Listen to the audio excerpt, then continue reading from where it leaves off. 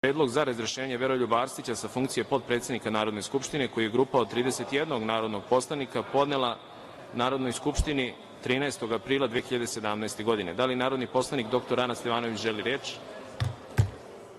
Izvolite.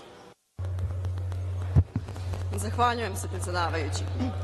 Smatramo da su predsednica Narodne skupštine Maja Gojković, kao i potpredsednik Narodne skupštine Veroljub Arsić, od sazivanja posebne sednice 9. avgusta 2016. godine pa sve do danas, tokom predsedavanja više puta grubo i naočigled cijele javnosti prekršili Ustav Republike Srbije, Zakon o Narodnoj skupštini, odnosno Poslovnik Narodne skupštine, što je dovelo do potpune degradacije najvišeg predstavničkog tela i nosioca ustavotvorne i zakonodavne vlasti u Republici Srbiji.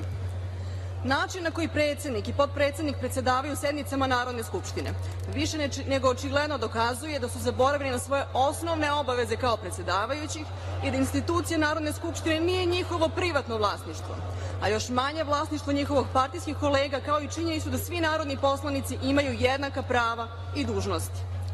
Zahvaljujući postupanju predsednice, prvi put imamo situaciju da narodni poslanici opozicionih poslaničkih grupa u znak protesta podižu svoje poslovnike upravo da bi predsedavajući ukazali na povredu Poslovnika, a da nakon toga ne samo da ne dobiju reč, već predsedavajući kao i potpredsednik Arsić daju sebi za pravo da se tome otvoreno podsmevaju, zaboravljajući na činjenicu da su poslaničke grupe izabrane od strane naroda, a ne predsedavajućih, kao ni od strane njihovih partijskih kolega. Na sednici Narodne skupštine govornik može da govori samo o tački dnevnog reda o kojoj se vodi pretres. Podsećamo da nije dozvoljeno neposredno obraćanje narodnog poslanika drugom narodnom poslaniku, korišćenje uvredljivih izraza, kao ni iznošenje činjenica i ocena koji se odnose na privatni život drugih lica u skladu sa članovima 106. i članom 107. Poslovnika. Zahvaljujući Maji Gojković i Veroljubu Arsiću, skandalozne situacije se nadovezuju jedna za drugom. Neprimerene izjave, grubo kršenje Poslovnika, što je sve skupa dovelo do potpunog obesmišljavanja funkcija predsednika i degradacije Narodne skupštine.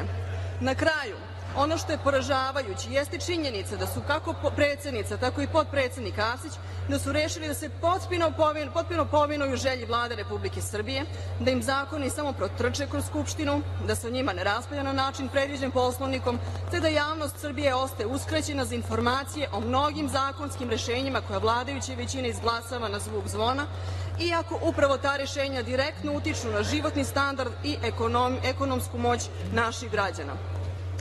Zahvaljujući Maji Gojković i Veroljubu Arsiću, koji su prekršili svaku meru i grubo povredili Ustavom zagarantovano pravo na pravno sredstvo, dokazuje i to da su sebi dali za pravo da kreiraju nove mere za održavanje reda na sednici prema poslanicima opozicije, kako bi na svaki način pokušali da spreče da se čuje njihov glas u parlamentu. Sve što sam navela dovelo je do potpune degradacije Narodne skupštine, koja je ovakvim postupanjem predsedavajućih postala izvršni organ Vlade Republike Srbije. I na osnovu svega navedenog zahtevamo hitno razrešenje kako predsednice Maje Gojković, tako i predsednika Veroljuba Arsića.